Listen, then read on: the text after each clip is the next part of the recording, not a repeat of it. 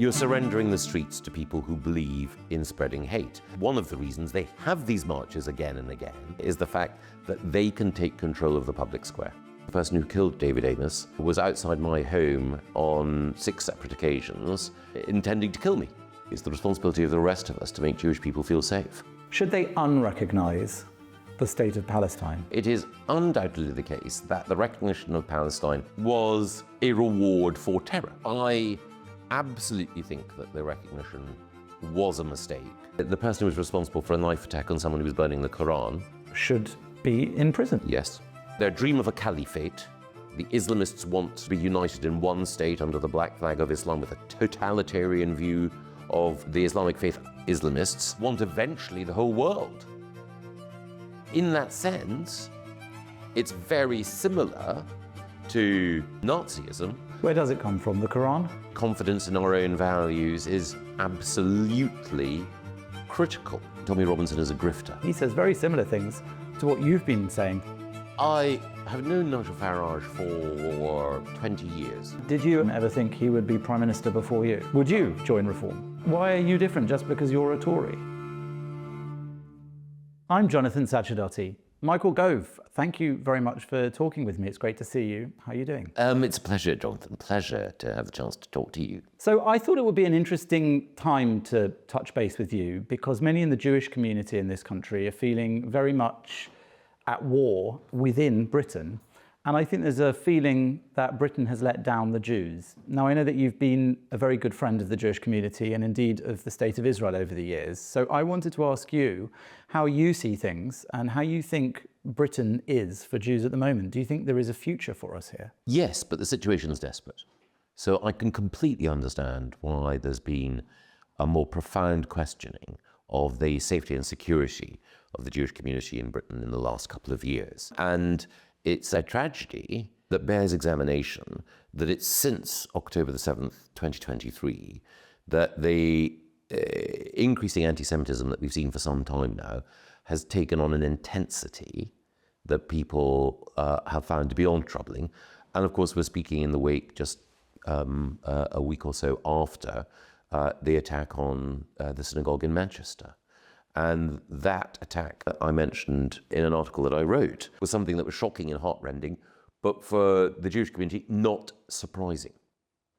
And of course, it's the case that words don't automatically translate into actions, but a number of factors had come together from the manifestations of anti-Jewish feeling on the streets and online, and also a related failure to actively deal with Islamist extremism.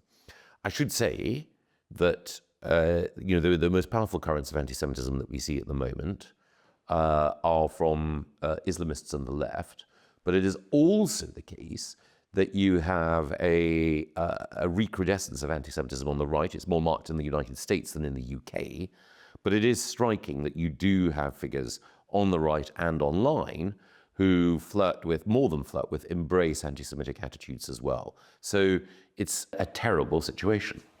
And how do you think we got to that terrible situation here in the UK? What caused it? A variety of things. So I think on the left, there's been a move against Israel, which has morphed into a particularly toxic form of anti-Semitism for decades now.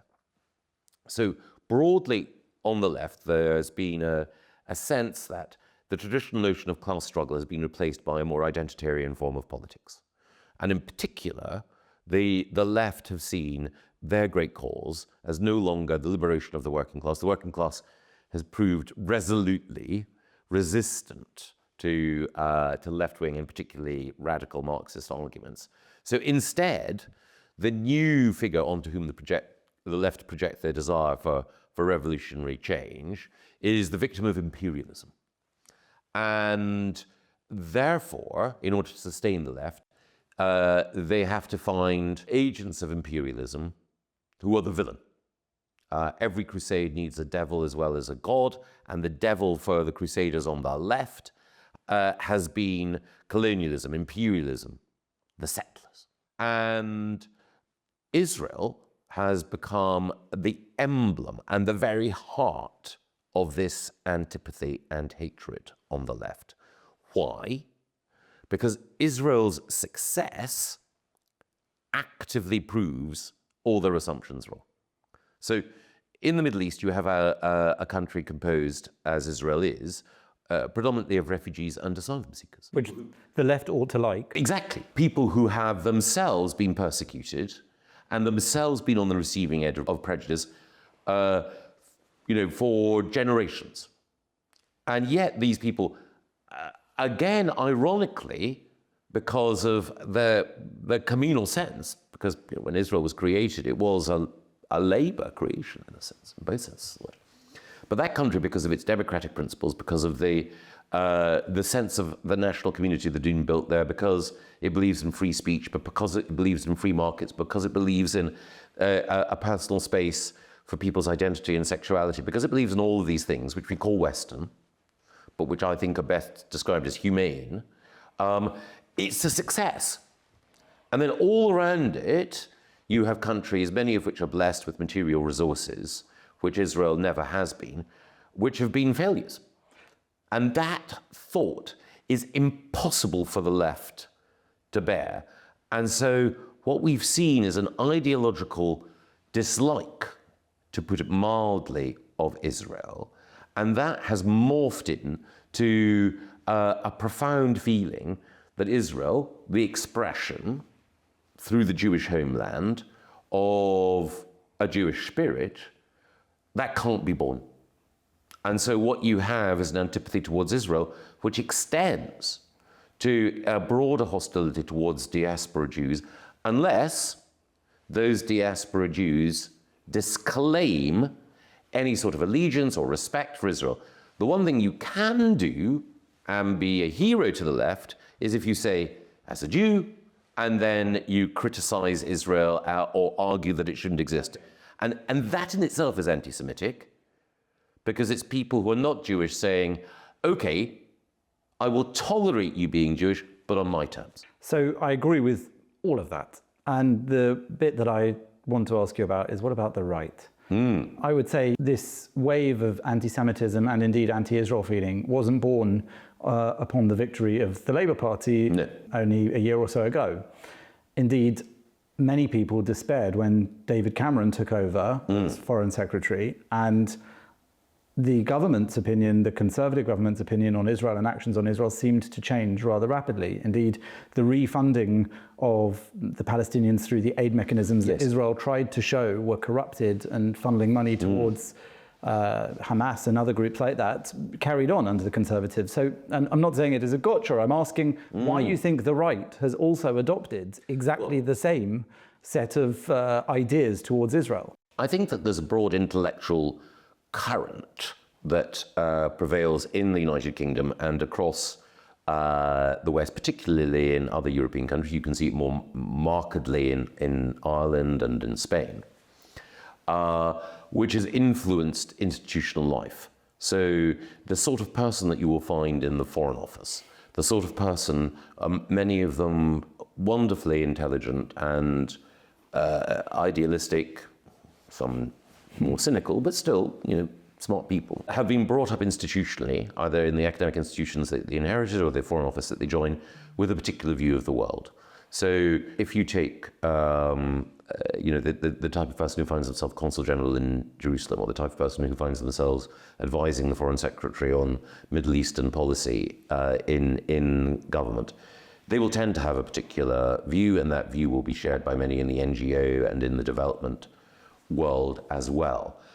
I think the real danger, the real anti-Semitic danger on the right, comes from those people who take an ethno-nationalist or identitarian view of politics.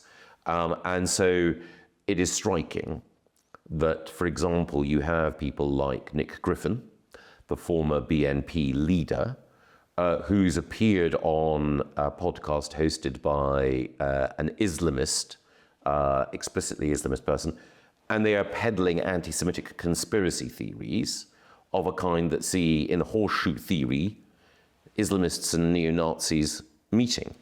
And this reinforces the pervasive nature of anti-Semitism, because it's an ancient prejudice that is weaponized at different points by different ideologies, because if you feel, for whatever reason, excluded or marginalized, if you feel it, you search for an explanation, and it has often been the case, the explanation is often the Jews. But rather than concentrate on, say, this far-right section, I'm more concerned about, personally, the sort of centre-right and the centre-left as well. It's easy to see why the far-left behave a certain way or the far-right behave a certain way, and it doesn't mean we should ignore it. But really, we've dealt mostly in this country with governments in my lifetime of the centre. And so I wonder why, for example, when you were in government, I think at one point, and correct me if I'm wrong, you may have suggested moving the UK embassy in Israel to Jerusalem. It seems to me that we now have a government that has recognized an imaginary Palestinian state as a punishment to Israel. And they then went through this strange thing that on the Foreign Office page, for the name of the embassy in the state of Palestine, it was based in Jerusalem, before the UK embassy for Israel was in Jerusalem. So we end up with these kind of weird backflips of illogic. Why is it, for example, that even a right-of-centre government in this country didn't have the balls, if you'll excuse me saying so, to simply say, Jerusalem will be forever the capital of Israel, even if divided, we will move our embassy there. America did it. To go back to the Foreign Office overall, and I don't want to malign one particular institution because it's the view of, the Chatham House, the RUSI, the institutional view of the foreign policy establishment in Britain. I don't think it is overtly anti-Semitic, but it is certainly the case that it treats Israel with a degree of hauteur, to put it no more finely than that. And you identified the question of the location of our embassy.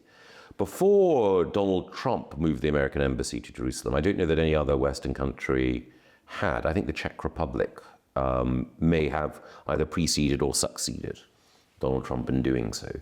But one of the reasons why that hasn't happened is a lot of the foreign policy establishment has predicated its view on the basis that such a move would be inflammatory to Arab opinion. I think that's a misreading of the political leaders of many, though not all, Arab states. As the Abraham Accords showed, there is a greater community of interest between enlightened Arab leaders and Israel than has often been assumed. They have similar concerns about the organization behind Hamas, the Muslim Brotherhood, and also the funders of Hamas, Iran, as disruptive forces.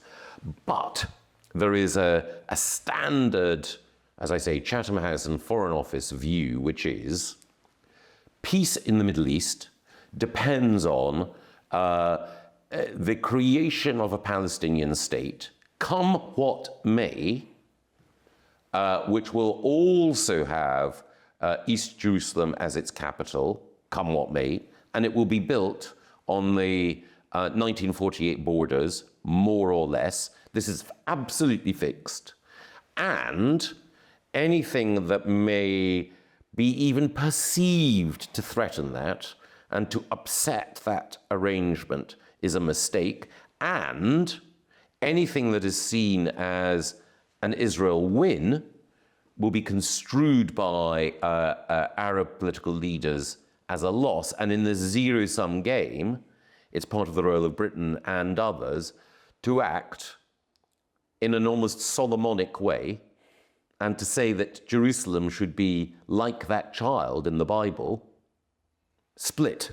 Right, split, but only the Palestinians get their half. Again, the network of assumptions that underlie this is that there was a settlement or an arrangement or an agreement or a drawing of the line in 1948, and that has to be preserved. Yeah. And the irony is that, as Bill Clinton pointed out when he was campaigning for Kamala Harris last year, it was the case that the Palestinians were offered 96% of the West Bank, 4% of Israel, only 4% that they could choose of Israel as a contiguous new state, and a capital in East Jerusalem. Right.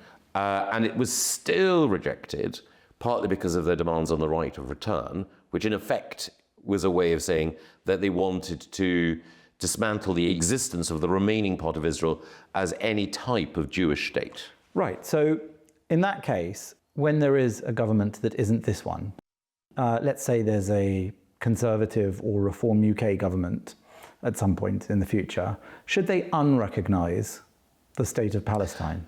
I think it all depends on what happens between now and the formation of any future government. So one can't know. I think that it is undoubtedly the case that the recognition of Palestine at a time when Hamas was still at war, well, it was clearly linked to concern amongst Labour voters, and concern in particular expressed by people who were Islamist or Islamist adjacent, was a reward for terror. And it was seen as such. But politicians have to deal with the world as it is. What we cannot know, and of course we're speaking in the aftermath of the acceptance by Israel and the apparent acceptance by Hamas of Donald Trump's peace plan.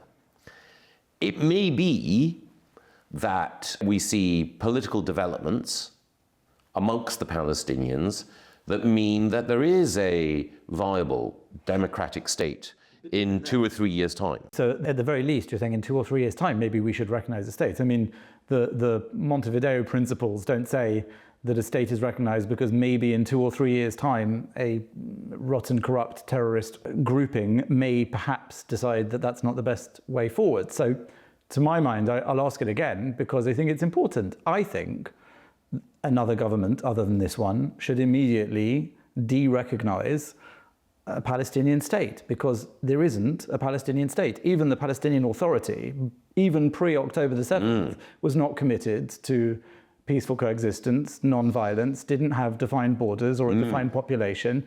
It didn't really have the capacity to make relations with other nations. These are all basic principles of recognition of statehood. So to recognize a state in punishment of a different state is not how things go. No. I absolutely think that the recognition was a mistake. I don't know the position in which we'll find ourselves by the time of the next general election. So I'd be wary of advising any Prime Minister at this stage on what to say or to do. And again, you could probably tell from things I've said in the past and my tone of voice that I'm sceptical that what we will see is the emergence of a Palestinian state in the next 2 or 3 years that is a democratic or even a properly functioning beacon of good governance. And there'll be all sorts of questions, I think, that will need to be asked about the administration of that Palestinian state. It's not just, is it the case that Hamas is disarmed and its leaders have gone? It's also the case, are children in primary and secondary school in the Palestinian territories still being taught that ultimately Palestine covers the entire land from the river to the sea, and are they inculcated into a tradition of violence? If they are, then the consideration that the West will have to give is, how can we possibly treat a state that is breeding hate in its youngsters and preparing them for, further jihad and intifada? How is it that that can be treated as a viable neighbour for a democracy? So you must have had, over the years when you were a politician, a fair amount of dealings with people on either side, let's say, of this question, and indeed people in the region as well. Did you ever meet any people in Palestinian mainstream politics who seems to have any allegiance to those principles of responsible statehood, coexistence, non-education towards violence, etc.? When I visited the West Bank, I did meet some people in the university sector, this was several years ago, who did seem to me to want, if not a democratic, certainly a more secular future for Palestine, and for a Palestinian state, and who wanted to see it flourish. But I didn't get the sense, and I can't claim that the encounters that I had, because I was a government minister at the time, they were inevitably curated. I can't claim to say that they were representative of the political leadership, but there were people within civil society who had that view. But as I say, they were people who were in the academic scientific world particularly. Right. So, I mean, I've not encountered any in mainstream politics, which has been always my moment of despair, because one wants to like the idea of a two-state solution, but if it's completely based on fantasy, or there is no mainstream political movement towards it within Palestinian society, it rather begs the question, who's going to make this imaginary maybe one-day state? So I'm getting from you that you also didn't really meet mainstream politicians who seem committed to that. No, and again, it's unknowable if Hamas's infrastructure were dismantled and its leadership were no longer exercising power. What would happen? It has been the case that within Gaza, what we've actually seen is an anti-Hamas movement on the ground. Palestinians who have either passively or actively resisted Hamas. They've paid a very high price for it, but there are some parts of Gaza where they've had to use force, as it were, in order to push back against Hamas. So it is undoubtedly the case that there are people within Palestinian society who reject Hamas's approach, and very few of them have any time for Israel or Jews. Well, one just has to hope that over time there is a recognition, as there has been, for example, amongst some in Lebanon, amongst Jordan's leadership, amongst Egypt's leadership, and of course most powerfully amongst the leaders in the UAE, Morocco, Bahrain, and elsewhere, that the continued existence of the State of Israel is both in their interest and a moral imperative. Coming back to British politics then, and British society, it seems like Israel's very much lost that battle to try and keep its image among at least politicians as being a beacon of Western or Judeo-Christian or liberal values in a region of hatred for those things. And Bibi Netanyahu has said many times, especially during the last 2 years, but for much longer than that Israel is kind of on the front line of our war, our battle. Do you agree with that? I absolutely do. One thing I would say is that I think that there are politicians who, notwithstanding the propaganda assault and indeed the physical assault that Israel has faced, have remained understanding of and sympathetic to Israel's plight. In the Labour Party, there's a new MP, Joni Reid, who was on the March Against Anti-Semitism last month and who has been very clear in her approach. Similarly, former Labour MPs now in the House of Lords, like Ian Austin and John Woodcock. Also, I think, Kemi Badenoch, and for that matter, Richard Tice, the Conservative leader of the Reform Deputy Leader, have both been very clear in their support for Israel, and indeed Kemi Badenoch's been attacked by some people in her own party, people very pro-Palestine, like my friend Kit Malthouse, for her stance. So I don't think it's right to say that Israel has become friendless in the UK at a political level. Not at all. But to the heart of your question, yes. And to go back to what we were talking about earlier, the dislike of Israel, which is directed and generated by the left, is fundamentally a dislike of the West and of Western values overall. And there are very few issues that I can remember in my life where political difference of opinion, even on geopolitics, has provoked things like the killing of David Amess, for example. Yes. And I believe you were not unconnected to that plan. So this is somebody who, at least partially, the inspiration for his murder was to do with support of Israel. And similarly, the violence that was threatened on the House of Commons when the Speaker effectively broke precedent and changed the rules during a debate about ceasefire.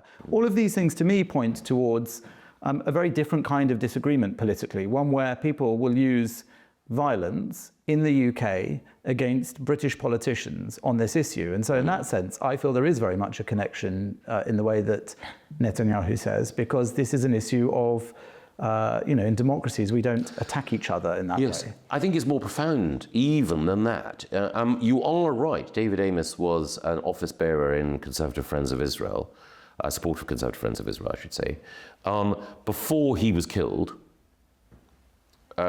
two other politicians were targeted. Mike Freer, who represented a constituency. Office burnt down. Yes. And another Labour Friends of Israel member just in the last few weeks. Sharon Hodgson, also having her office exactly grotesquely defaced and then burnt down. And in my own case, the person who killed David Amess was outside my home on 6 separate occasions, intending to kill me.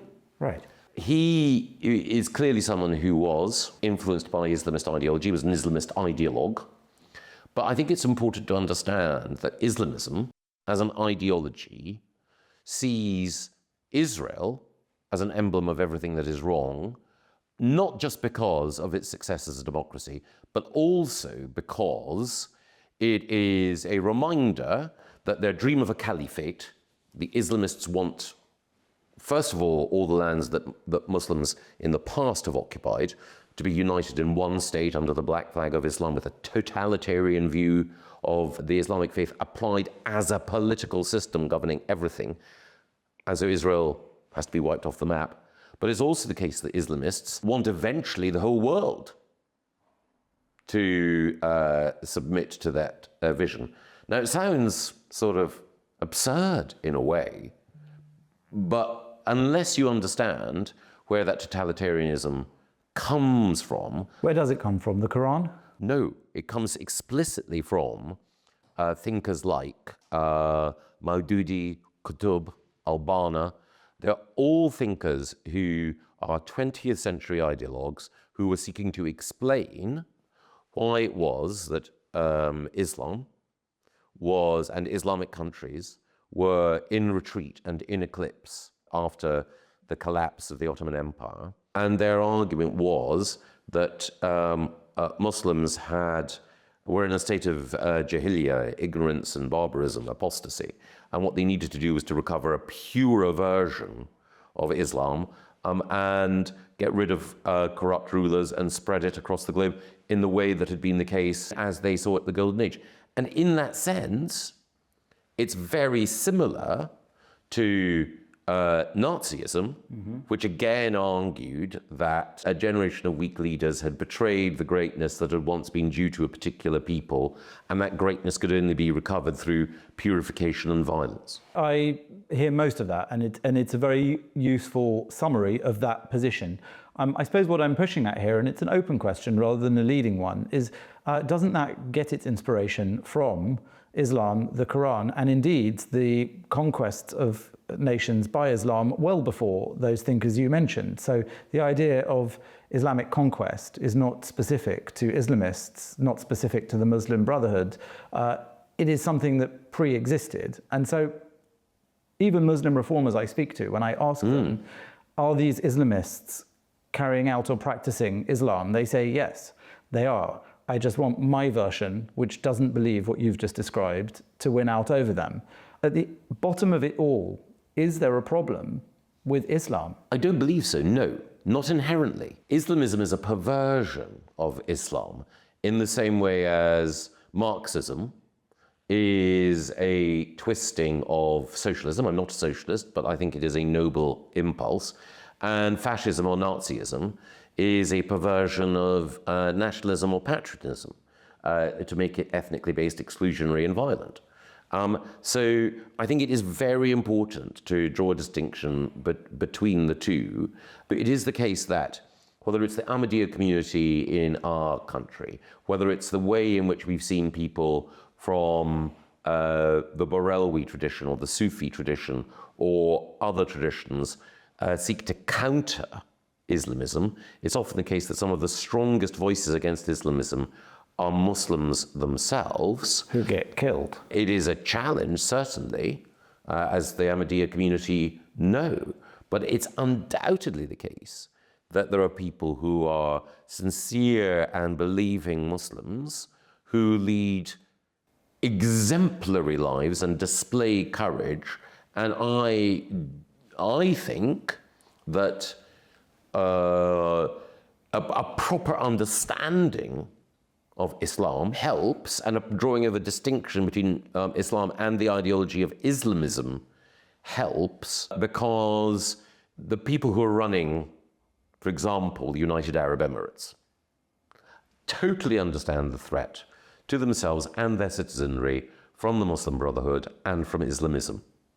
And, you know, I don't know what their own private devotional beliefs are, but it is undoubtedly the case that they have grown up with a respect for, and many of them exhibit a pietistic attachment to Islam.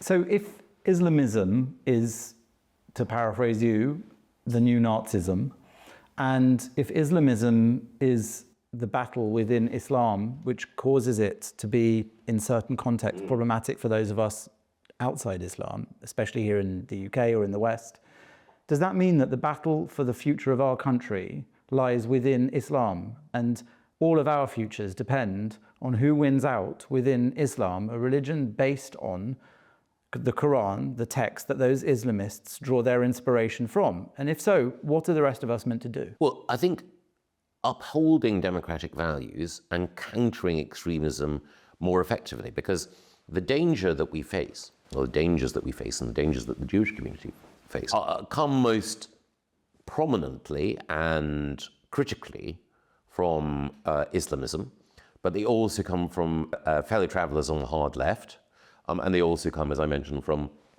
that small but wickedly persistent group of people who are the heirs of Nazism on the far right. And I think a government that is serious about protecting the Jewish community, but also serious about protecting the wide liberties that allow the Jewish community and all of this to live at peace, needs to tackle extremism by making clear the ideology behind these organizations to everyone that is responsible for shaping public policy.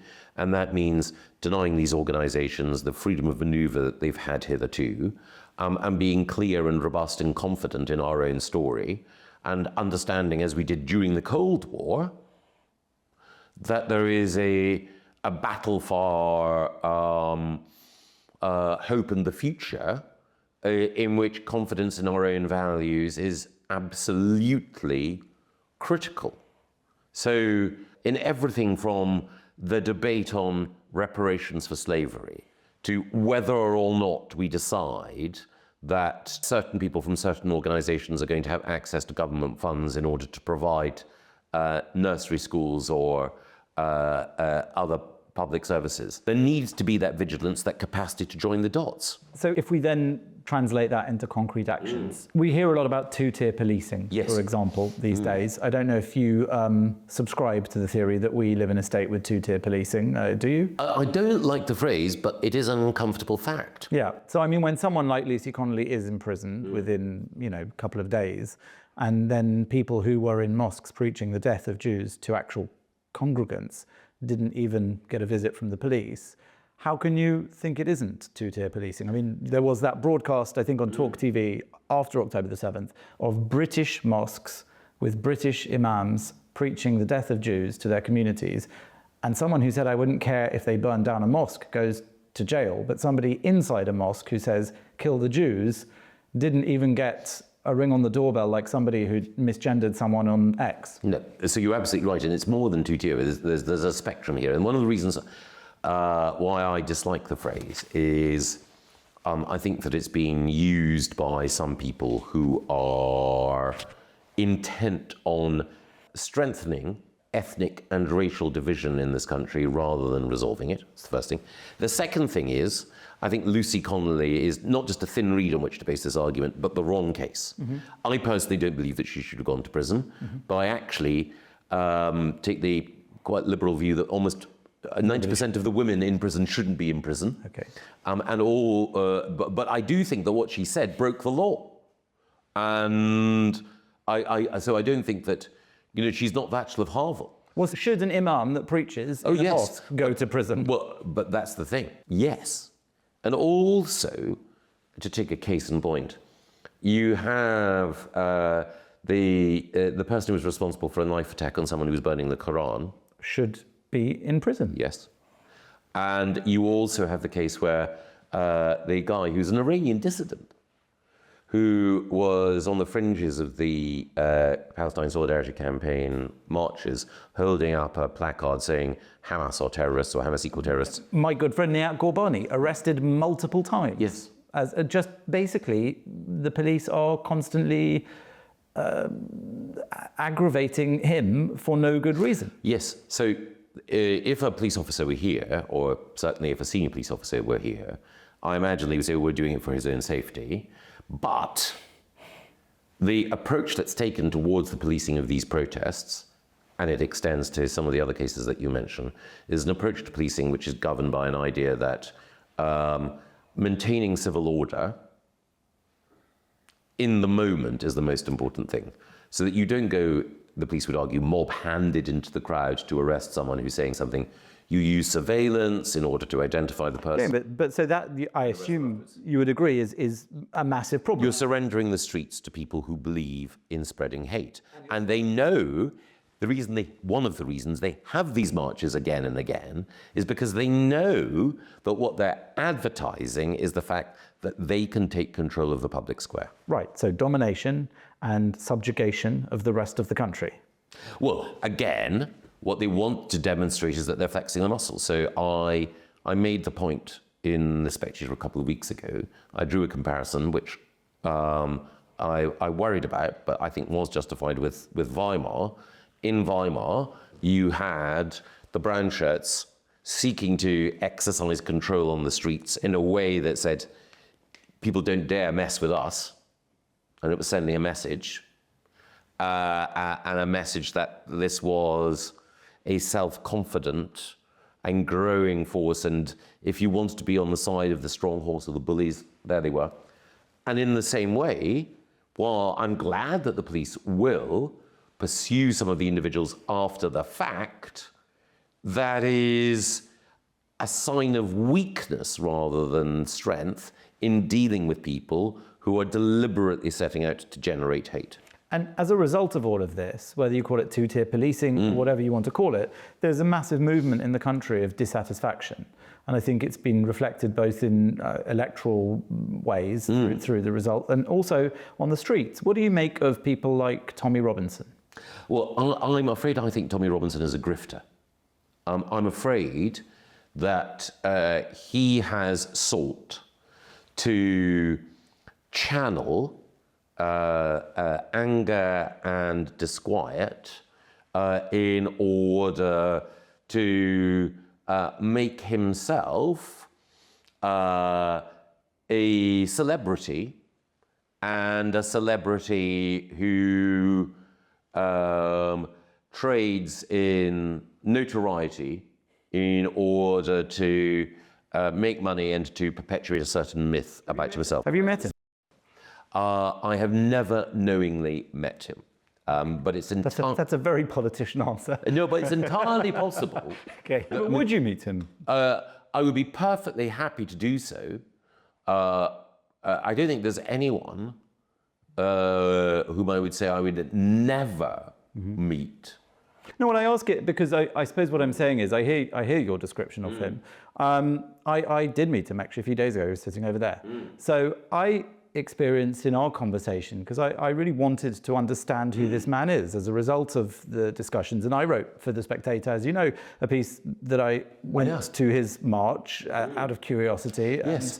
And, I think the country had maybe two people, me and Trevor Phillips, who wrote something that seemed less critical of him. And I felt that he wasn't a grifter. I must be honest with you. I felt that this was a man who at the age of 25-ish had started trying to act against Islamism in his community, who had been met with a brick wall, and who then decided through the vocabulary of his life, which was football fans, to take to the streets and confront what he saw as the Islamists.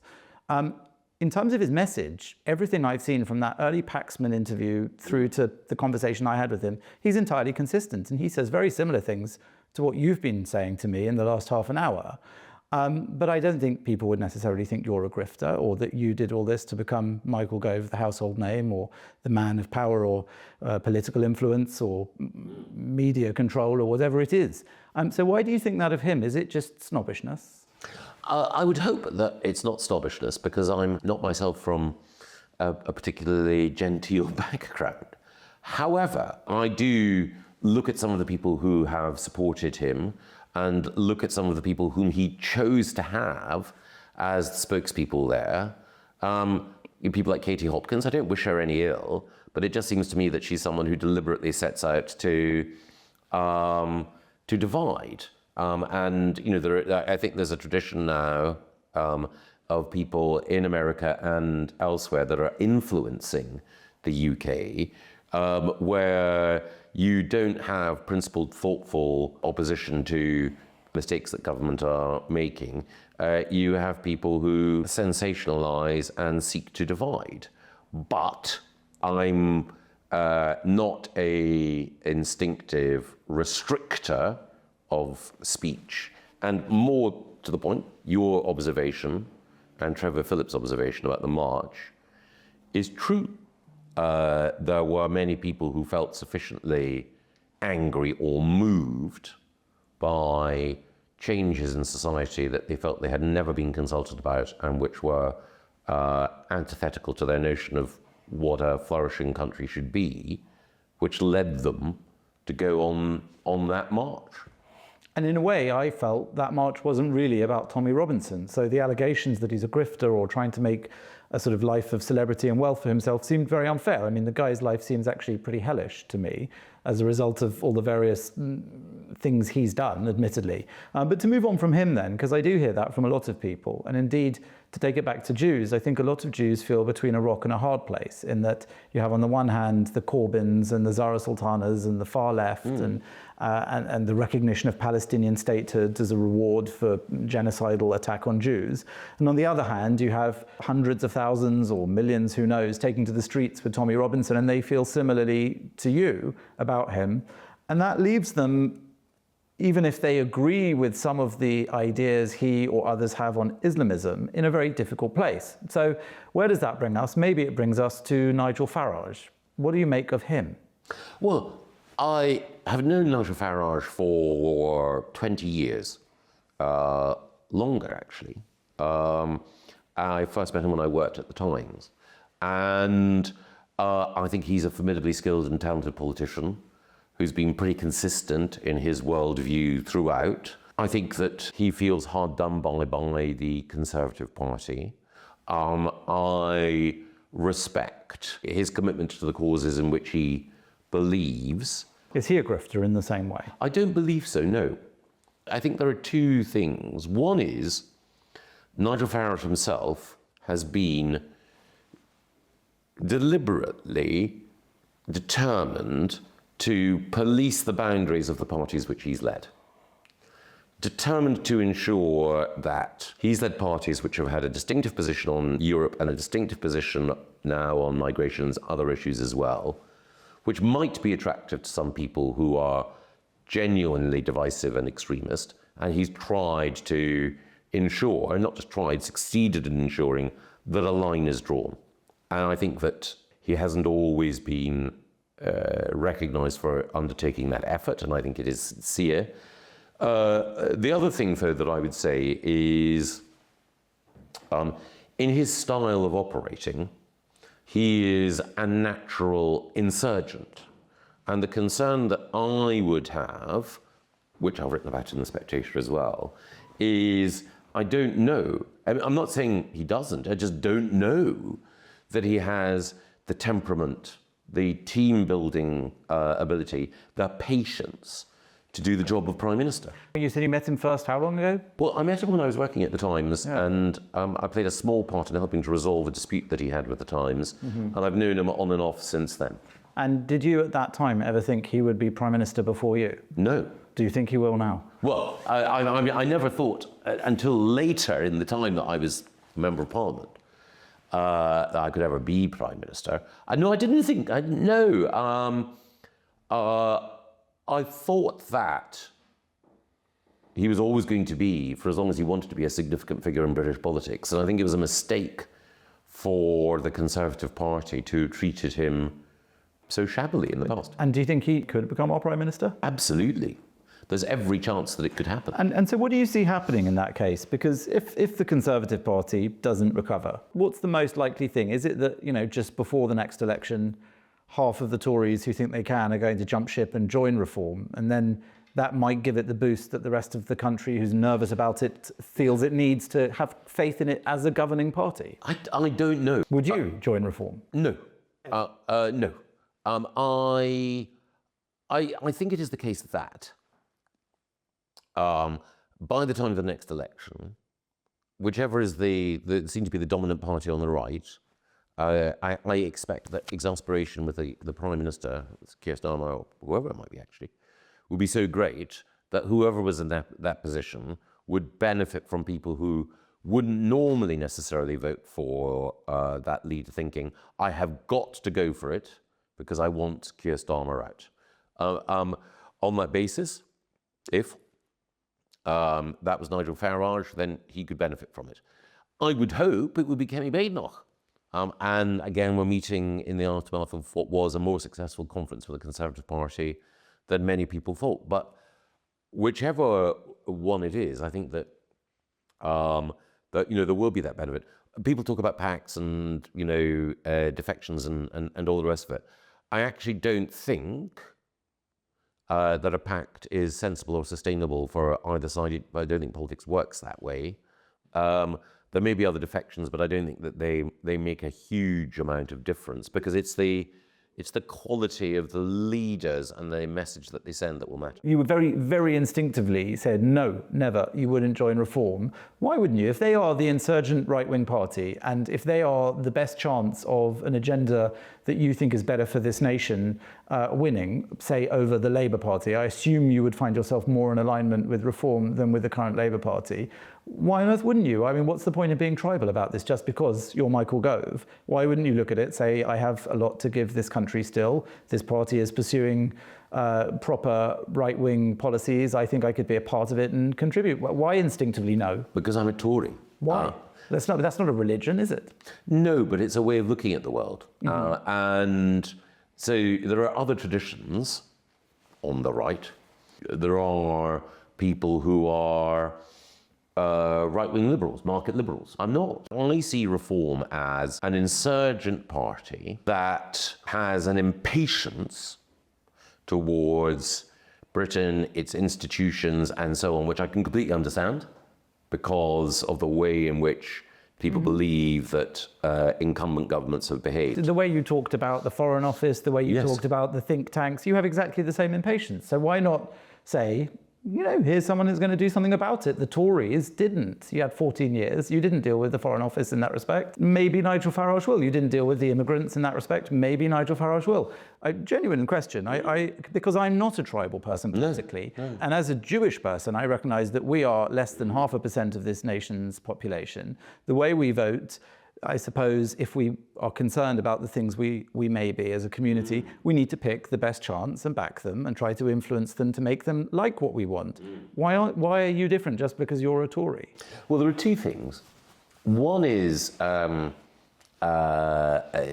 is an element of tribalism. The football team that I support in England is Queen's Park Rangers. My son loves football. I brought him up to support Queen's Park Rangers. He unsurprisingly thought, Dad, we live in West London. Why don't we support Chelsea? And he's a Chelsea fan. Mm-hmm. I love the fact that he's so enthusiastic about it. But I couldn't be a Chelsea fan because I would feel that it's precisely when the people that you support are going through difficult times that you stick with them, because they've stuck by you. So there's the tribal thing. And then there's the intellectual thing as well. I think that there is a specific intellectual tradition, which is Tory, which is best expressed in recent years in the writings of Roger Scruton, but you can look back at a variety of other thinkers and writers and doers and actors. And I feel deeply in sympathy with that. But who's more aligned with Roger Scruton, Nigel Farage or Kemi Badenoch? Oh, definitely Kemi. And if Kemi transforms the Tory party into something much more like Reform to win, will you leave it because you're a Tory and not a reformer?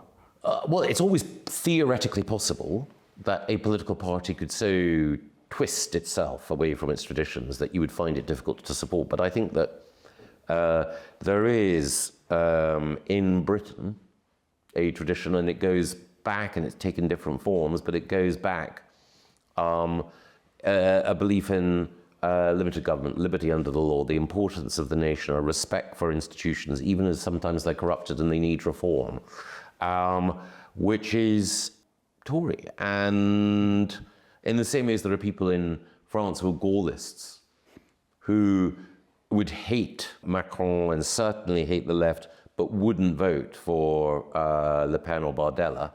So, you know, in that sense, I'm a British Gaullist. Well, and yet the Conservative Party, when you were an MP, benefited greatly from people doing exactly what you won't do, which is the red wall, saying, actually, Boris understands us better than Labour, the Tories understand us better than Labour, and we're going to lend our vote. So, in effect, I think maybe you're an unusual beast in that you are a politician at core, and so that's why maybe you're tribal, but the rest of us are looking at the disaster surrounding us and wondering who can we give our vote to? And some people are very anxious about voting Reform, say. They might naturally be Labour or Conservative voters. Yes. So what do you say to those people? Vote Conservative. Still? Yes. So I think that the people I most like and most admire and most trust in politics, the overwhelming majority of them are Conservatives. I can list all the people in other parties I admire, but it would be boring. But did you guys do a good job over the 14 years? Yes. Net was good? Yes, definitely. The last 4 years? There are undoubtedly things that went wrong, but there is much to do with COVID as anything else. Yeah, you were in charge during COVID, so yes. Yeah. But no, absolutely, undoubtedly. It's entirely understandable after the comprehensive rejection that the Conservatives faced, that those leading the Conservative Party will want to, and have shown that they are learning lessons and displaying a degree of humility. But no, I'm a very strong defender of what we achieved. And I also think that some of the challenges of the last 14 years, where the Conservatives are judged to have failed, those challenges are judged to an impossibilist or to a very exacting standard. Sure. So a lot of Jewish people feel at the moment, and therefore a lot of non-Jewish people who care about these things, that this is no longer a country where Jews are safe.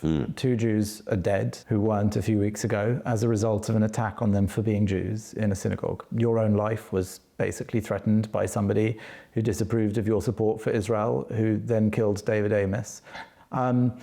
The list of Jews who've been slaughtered and killed for being Jews around Europe is very long. Yom Kippur was a cut-off point for many people where they said, we've had a bad feeling for a long time, but this is only going in one direction. And now Jewish blood has been spilled. Are they right? Should Jews be leaving this country or planning a way out if they need it? No, but it's not the responsibility of Jewish individuals or the Jewish community. It's the responsibility of the rest of us to make Jewish people feel safe. And how will that happen?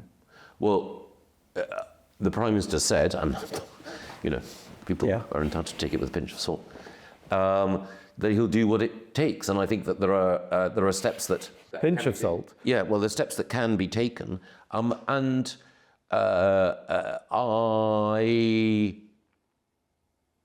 give him just at this stage the benefit of the doubt, because I don't think that any leader would like to go down as the person who left the Jewish community in this country thinking that they were better off leaving. Now, there are friends of mine in the Jewish community, I'm not for a moment belittling the danger, quite the opposite, because I think it's greater than many people assume, who still think, well, where else?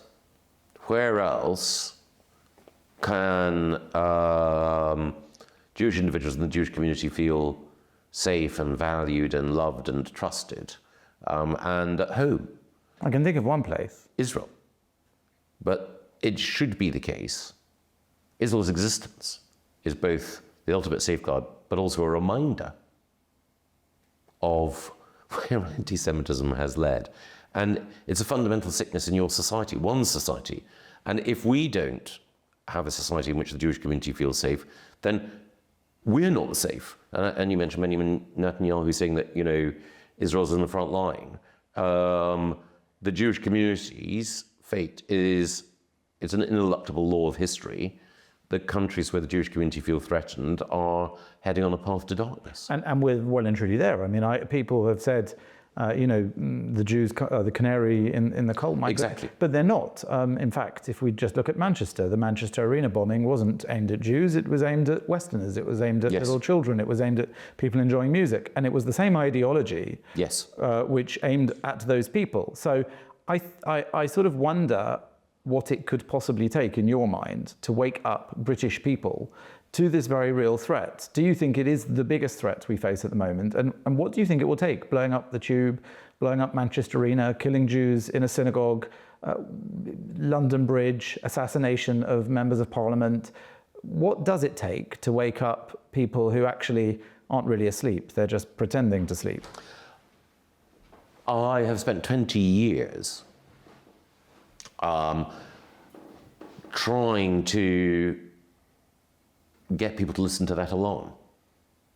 I wrote a book at the behest of my old friend, now departed, George Weidenfeld, in the aftermath of the 7/7 bombings, drawing attention to the nature of Islamist ideology and making explicit the fact that Israel was hated not for what it did, but for what it was. I had conversations during the time that I was in elected politics with people like David Cameron and George Osborne, who were very sympathetic to that argument. And David initially was a wee bit sceptical, but then actually observation of what was happening meant that he, when he gave a speech to the Munich Security Conference, explained a worldview that was, I mustn't put too much on myself, but congruent with the point of view that I was making, and which George Osborne has always broadly held. But there have been efforts at pushback, and in particular, when I was the community secretary and I had responsibility for shaping a counter-extremism strategy, it was remarkable, the extent of bureaucratic resistance to what I was trying to do. And it's related to a broader intellectual set of currents that you've written about and that I was trying to describe. So it just requires that all-round effort. But one of the things that anyone who's involved in politics or anyone who's involved in journalism which involves an understanding of history appreciates is that it takes work. It took an enormous amount of work to overcome, and even then it was only temporary, the lure of Marxism. So, in this world, evil will always find a manifestation. At the moment, one of the manifestations it finds is anti-Semitism and hatred of the State of Israel. And in terms of the State of Israel, you mentioned that you met Benjamin Netanyahu. Yes. What do you make of him? Do you subscribe to this opinion that many seem to hold, which is, Israel had a right to defend itself, Israel has a right to defend itself, but it's Netanyahu's fault the world hates Israel. Netanyahu has carried out this war incorrectly. Do you agree with that, or do you feel that he has been a champion of his nation's security and response to what happened?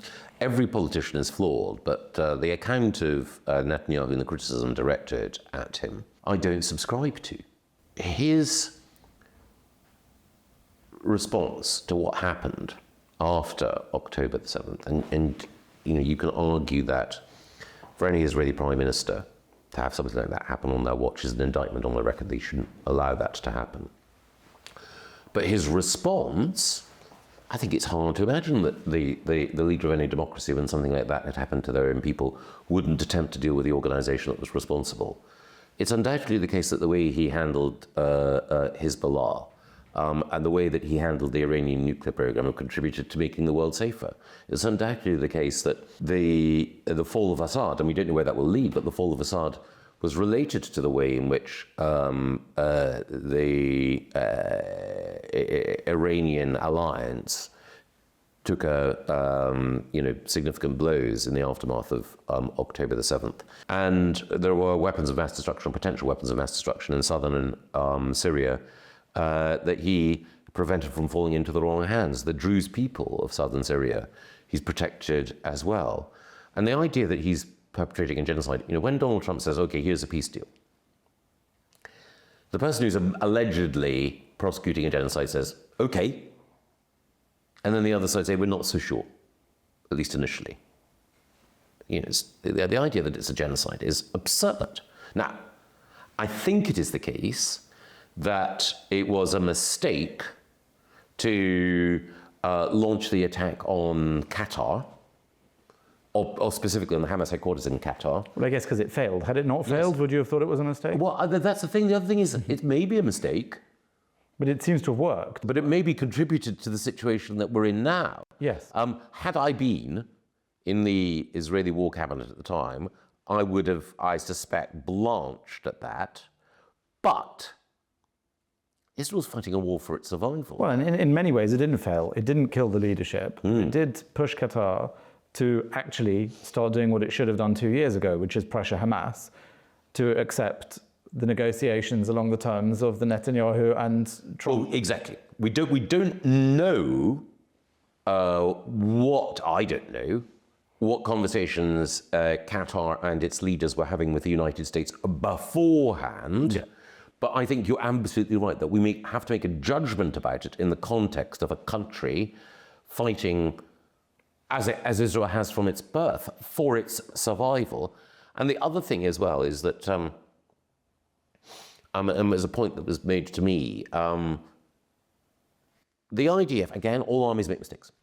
But as Andrew Roberts has pointed out, the rate of civilian deaths, and every civilian death is horrific, but the rate of civilian deaths in Gaza was lower than that for most, I think almost all examples of counterinsurgency warfare in an urban setting.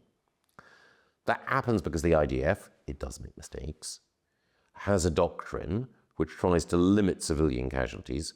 That doctrine sometimes involves IDF soldiers putting themselves at greater risk than would otherwise be the case.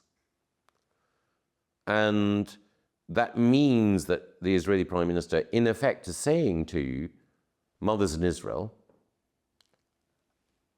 there is an element of risk that your boy runs in order that we minimize casualties on the other side. There aren't many states that would require that of a citizen military. And that just gets forgotten in discussion of the conflict. And, again, critics of Israel say, well, we're just trying to hold Israel to the same standard as other civilized countries. That's not true. The double standard applies. If you look at how, whatever you think of the wars themselves, whatever you think of the conflicts themselves, if you look at Allied actions in Iraq, for example, what had to be sustained in street fighting in Fallujah and elsewhere, the IDF are not behaving worse than we did. And it's grotesque, for example, to draw a comparison between the IDF and what, for example, Putin has done in Ukraine or what he did in Grozny. Indeed, and indeed the cause of those wars is so drastically different, if not opposite, that it's not a valid comparison. So looking forwards then, as we sort of finish our conversation, many people, not just Jewish people, but many Jewish people, many British people are very pessimistic. And they look at, say, Britain's position in the world, whether it's Palestinian recognition making Britain increasingly irrelevant on the global stage, or whether it's European and NATO impotence in the face of Russian aggression, whether it's ostracizing the US despite an attempt to, make good relations through the state visit. It seems that the country, in many people's opinion, is in rapid decline. Firstly, do you feel that way yourself? And secondly, what hope is there other than vote Tory for the future? And isn't that also even a bit far away? 4 years is a very long time. Well, I think that I'm pessimistic in the short term, but optimistic in the long term. Pessimistic in the short term because all of the things that you list are causes for concern. But optimistic in the long term because I think that there are strong and positive signs, particularly amongst younger people, some of whom I work with every day, that they have a willingness to recover and to embrace the sort of spirit that can make our country more confident. Make Britain great again. I was almost poised to say that, but I know that. Sorry. But certainly, restore pride in our country and to do the right thing. Actually, just about that, do you think part of that is a cultural and therefore possibly religious cultural lacking that has developed in the country? I've heard a lot of people say we kind of lost sight of the Christianness of Britain. Well, I think it's an overall problem in the West that we are, a lot of our values, almost all of our values that are admirable, relate to the Judeo-Christian tradition in the West. The further we go from having a critical mass of people with belief in our countries, the more we're trading on a diminishing stock of social and philosophical capital. So, am I saying that you need to be a Christian or Jewish or a member actually of any Abrahamic faith in order to be a moral person? Of course not. But as Tom Holland and a variety of other people have pointed out, the whole idea of private conscience, the whole idea of the separation between the state and individual belief, the belief in the radical equality of all souls, and therefore equal rights in the broader sense, that all comes from the Judeo-Christian tradition. The principle of radical equality is a Jewish one.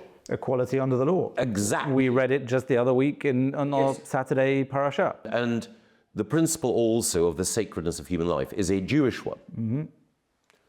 At the time when other civilized leaders, from whom we still learn in Greece and Rome, ran empires or states based on slavery, the Jewish people rejected the whole notion because they believed in radical equality and the worth of every life. That is also the Christian message, and the Christian tradition of individual conscience and the idea that everyone is made in God's image, and the belief that trying to build utopia on earth is a mistake, but trying to lead the best possible life here with respect for others is the cement of civilization.